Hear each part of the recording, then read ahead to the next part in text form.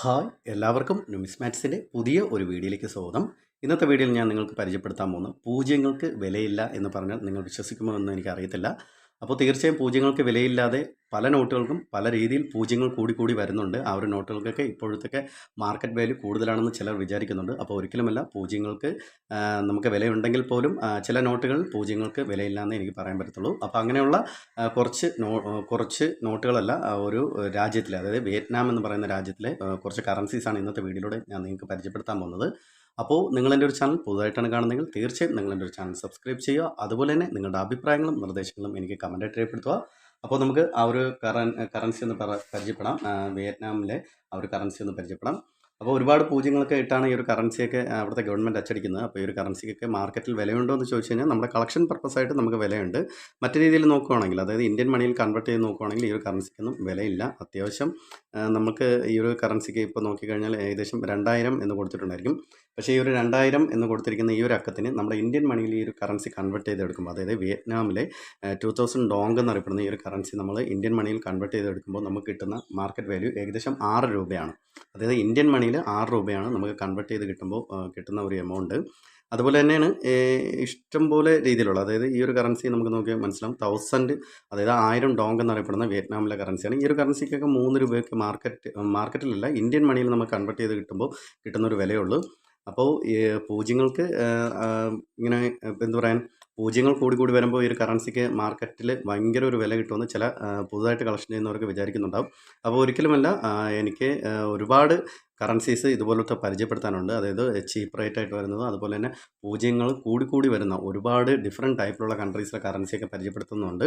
അപ്പോൾ അതൊക്കെ തുടർന്നും എൻ്റെ ഒരു ചാനൽ വഴി ഞാൻ അപ്ഡേറ്റ് ചെയ്യുന്നതാണ്. അപ്പോൾ തീർച്ചയായും നിങ്ങൾ എൻ്റെ ഒരു ചാനൽ തുടർന്നും കാണുക. അപ്പോൾ ഈ ഒരു വിയറ്റ്നാമിലെ കറൻസിക്കൊക്കെ നമുക്ക് പൂജ്യങ്ങൾ കൂടുന്നതുകൊണ്ട് ഈ ഒരു കറൻസിക്കൊന്നും നമ്മൾ വിചാരിക്കുന്ന പോലെ, അപ്പോൾ ചിലരൊക്കെ വിചാരിക്കും ഇന്ത്യൻ മണിയിൽ ഈ ഒരു കറൻസി കൺവേർട്ട് ചെയ്തെടുത്ത് കഴിഞ്ഞാൽ ഒരുപാട് പൈസ കിട്ടും എന്നുള്ളത്. അപ്പോൾ ഒരിക്കലുമല്ല, ഇന്ത്യൻ കൺവേർട്ട് ചെയ്യുമ്പോൾ കിട്ടുന്ന ഒരു എമൗണ്ടൊക്കെ വളരെ തുച്ഛമായിട്ടുള്ളൊരു എമൗണ്ടാണ്. അതുപോലെ തന്നെ ചീപ്പസ്റ്റ് ആയിട്ടുള്ള ആ ഒരു മൂല്യം കുറഞ്ഞ കറൻസി എന്ന് വേണമെങ്കിൽ ഇതിന് പറയാം. പക്ഷേ കളക്ഷൻ പർപ്പസിൻ്റെ ഇടയിൽ ഇതൊക്കെ ഒരു ഡിഫറെൻറ്റ് കാറ്റഗറിയിൽ നമുക്ക് കളക്ഷൻ ചെയ്യാം. ഡിഫറെൻറ്റ് ഡിനോമിനേഷനിലൊക്കെ ഞാൻ ഡിഫറെൻറ്റ് ഡിനോമിനേഷനിലൊക്കെ കളക്ഷൻ ചെയ്യുന്നുണ്ട്.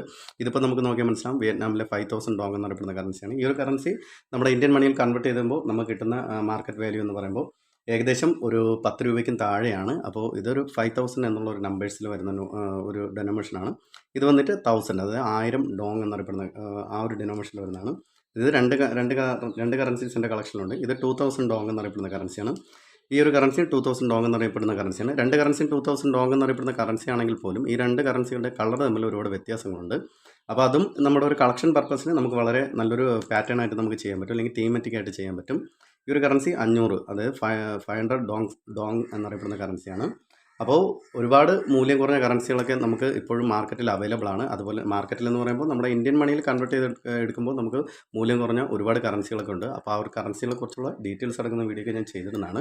അപ്പോൾ അതിൽ ആദ്യത്തെ വീഡിയോ എന്ന് പറഞ്ഞ് ഞാൻ പരിചയപ്പെടുത്തിയത് ഈ ഒരു വീഡിയോ ആണ്. വിയറ്റ്നാമിലെ ഡോങ് എന്നറിയപ്പെടുന്ന, അതായത് ഡിഫറെൻറ്റ് ഡിനോമിനേഷൻ വന്ന ഡോങ് എന്നറിയപ്പെടുന്ന കറൻസിയാണ്. അപ്പോൾ പുതുതായിട്ട് കളക്ഷൻ ചെയ്യുന്ന ആരെങ്കിലും ഉണ്ടെങ്കിൽ തീർച്ചയായും ഈ ഒരു കറൻസിയെക്കുറിച്ചൊക്കെ അറിഞ്ഞതിന് ശേഷം മാത്രം ഈ ഒരു കറൻസിയൊക്കെ കളക്ഷൻ ചെയ്യാൻ ശ്രമിക്കുക. ചിലരൊക്കെ ഈ ഒരു കറൻസിയുടെ ആ ഒരു എന്താ പറയുക, ഡെനോമിനേഷൻ കൂടുതലായതുകൊണ്ട് വലിയൊരു വില കിട്ടുമെന്നൊക്കെ പറഞ്ഞ് ചിലരൊക്കെ ഒരുപാട് പേര് കളക്ഷൻ ചെയ്യാറുണ്ട്. അപ്പോൾ ഒരിക്കലും നിങ്ങൾ അങ്ങനെ ചെയ്യരുത്. ഓരോ കറൻസിയുടെയും ഡീറ്റെയിൽസ് അറിഞ്ഞതിന് ശേഷം മാത്രം ഈ ഒരു കറൻസിയൊക്കെ കളക്ഷൻ ചെയ്യാൻ ശ്രമിക്കുക. അതുപോലെ തന്നെ ഇതുപോലുള്ള ഡോങ്, അതായത് വിയറ്റ്നാമിലെ ഡോങ്ങിലെ കറൻസി ഡിഫറെൻറ്റ് ടൈപ്പിൽ കളക്ഷൻ ചെയ്യുന്ന ആരെങ്കിലും ഉണ്ടെങ്കിൽ തീർച്ചയായും നിങ്ങൾ എൻ്റെ കമൻറ്റ് ബോക്സിൽ കമൻറ്റ് ചെയ്യുക. അതുപോലെ തന്നെ നിങ്ങൾക്ക് എൻ്റെ ഒരു വീഡിയോ ഇഷ്ടമെങ്കിൽ നിങ്ങൾ എന്നെ തുടർന്ന് സപ്പോർട്ട് ചെയ്യുക. എൻ്റെ ഒരു ചാനൽ സബ്സ്ക്രൈബ് ചെയ്യുക, ലൈക്ക് ചെയ്യുക. നിങ്ങളുടെ അഭിപ്രായങ്ങളും നിർദ്ദേശങ്ങളും എനിക്ക് കമൻറ്റായിട്ട് രേഖപ്പെടുത്തുക.